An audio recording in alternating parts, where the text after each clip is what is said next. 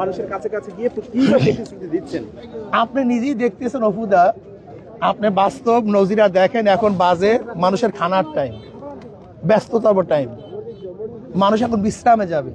সেখানে দেখেন এই রৌদ্রের মধ্যে শুধু শুনছে অফিস উদ্বোধন, কিন্তু সেখানে মানুষের অবস্থা দেখেন সারা দেয়।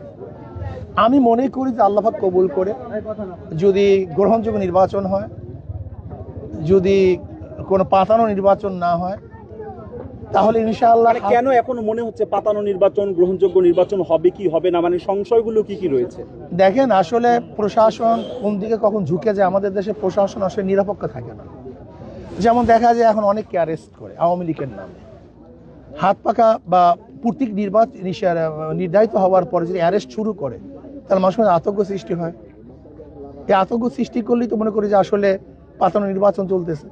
এই জন্য প্রশাসনকে বলবো কোনো অবস্থাতেই এখন কাউকে, যারা ওয়ারেন্টেড আসামি না, এরকম কোনো আসামিকে এখন অ্যারেস্ট করা যাবে না। আওয়ামী লীগের বা অমুকের দিয়ে এটা করা যাবে না।